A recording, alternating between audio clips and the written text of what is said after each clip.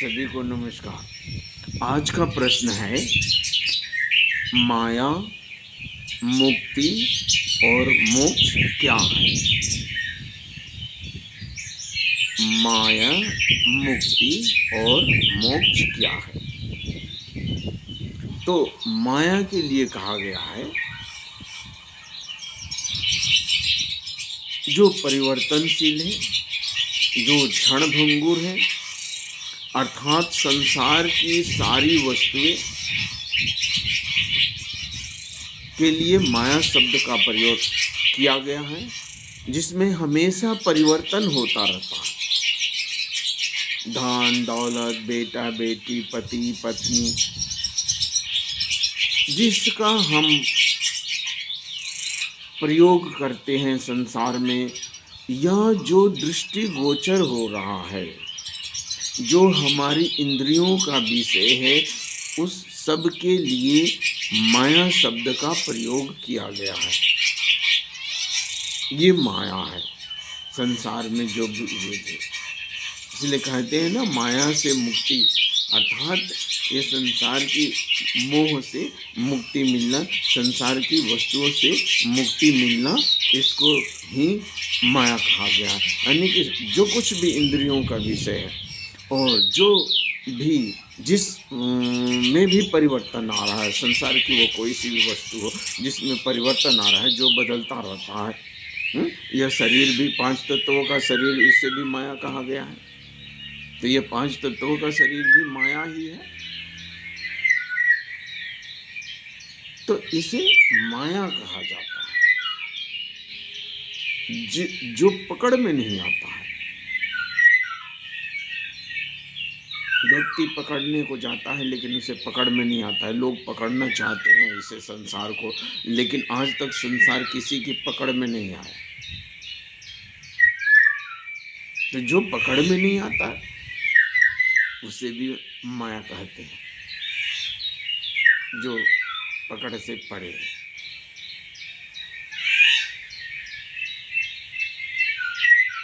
और ये सदा रही है। कबीरदास जी कहते हैं ना, माया मई न मन मुआ, मन मर गया शरीर आशा तृष्णा नामई, यूं कह गया कबीर। तो ये सदा रहने वाली है और नहीं रहने वाली है, परिवर्तन होने वाली है, क्षणिक है, क्षणभंगुर है।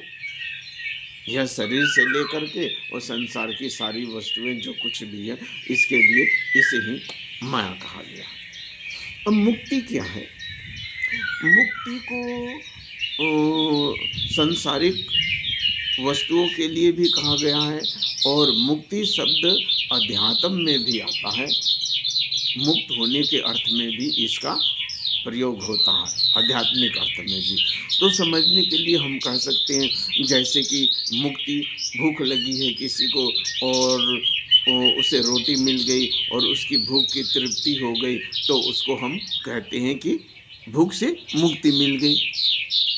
या ये मान लो, बहुत सुंदर दृष्टांत है, कोई पक्षी है और पिंजरे में बंद है और किसी ने उसे खोल दिया, तो हम कहेंगे कि वो मुक्त हो गया, पिंजरे से मुक्त हो गया,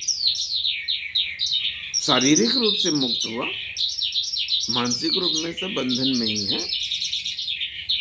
कोई चोर है, चोरी के इल्जाम में बंद है और वो जेल से छूट जाता है, तो उसको कहेंगे कि जेल से मुक्ति मिली। तो ये संसार की वस्तुओं से जो संसार का एक बंधन है, उस बंधन से छुटकारा मिलने को ही मुक्ति, उसके लिए भी हम मुक्ति शब्द का प्रयोग करते हैं। और मुक्ति शब्द का हम मोक्ष के अर्थ में भी प्रयोग करते हैं। सदा के लिए, हमेशा के लिए इन संसार के बंधनों से मुक्त हो जाना, उसको आध्यात्मिक मुक्ति कहते हैं। तो मुक्ति को कहते हैं ना लोग, उसे माया से मुक्ति मिल गई, यानी कि इस शरीर से छुटकारा पा गया हो।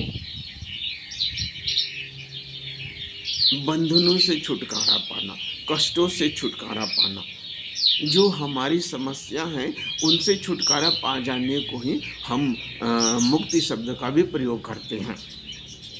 मान लो किसी को कष्ट है, दर्द है, बीमार है,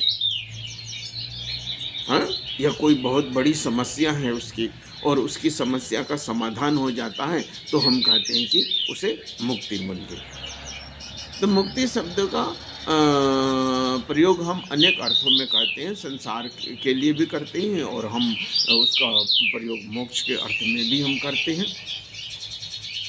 तो माया और ये हुई मुक्ति। अब आता है मोक्ष।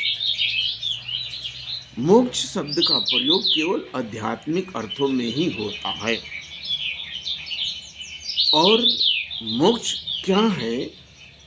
जीव को अपने स्वरूप में वापस लौट आने को ही मोक्ष कहा गया है। जीव को अपने वास्तविक स्वरूप में वापस लौट आने को ही मोक्ष कहा गया है। अर्थात जन्म मरण सबसे निवृत्त हो जाना, जन्म मरण से छुटकारा पा जाना। जन्म में भी दुख है, मरण में भी दुख है, और जन्म और मरण के बीच में जो जीवन है उसमें भी दुख है। तो इन तीनों अवस्था से, अस्तु सूक्ष्म कारण, तीनों अवस्थाओं से मुक्त होने को मोक्ष कहा गया है। स्वप्न में भी देखो, स्वप्न में भी अगर स्वप्न में भी हम कोई दुखदायी स्वप्न देख रहे हैं, कोई भयानक स्वप्न देख रहे हैं, कोई डरावना स्वप्न देख रहे हैं, कुछ हमें देख रहे हैं कि हमारी पिटाई हो रही है, तो वहाँ भी दुख होता है। तो स्वप्न अवस्था से भी मुक्ति होती है। तो वास्तव में जीव अपने मूल स्वरूप में आ जाना, अर्थात वह अपने आत्म स्वरूप में आ जाना, वो ब्रह्म का ही अंश है, और अपने को ब्रह्म के रूप में अनुभव कर लेना, अपने को आत्मा के रूप में अनुभव कर लेना, आत्मा के रूप में देख लेना, जिसको आत्म साक्षात्कार भी कहते हैं। तो जब आत्म साक्षात्कार हो जाता है या भगवत साक्षात्कार हो जाता है, तो उस जीव की मुक्ति हो जाती है, उस व्यक्ति की मोक्ष हो जाती है। मोक्ष कहते हैं उसको, अर्थात आवागमन के चक्र से, जन्म मृत्यु के चक्र से वो छूट गया, वह आनंद सागर में, उस आनंद के महासागर में, अर्थात वह उस ब्रह्म में लीन हो गया। जो पूर्ण ब्रह्म है, उस पूर्ण ब्रह्म में वो लीन हो गया। तो जब वह पूर्ण ब्रह्म में लीन हो जाता है, इसी अवस्था को कहते हैं मोक्ष। जन्म मरण से छुटकारा, सभी कष्टों से छुटकारा हो गया और अपने स्वरूप में स्थापित हो गया। वो ब्रह्म था और ब्रह्म ही हो गया, आत्मा है और आत्म स्वरूप में आ गया, अपने मूल स्वरूप में। उसी को ही क्या कहते हैं? उसी को कहते हैं मोक्ष।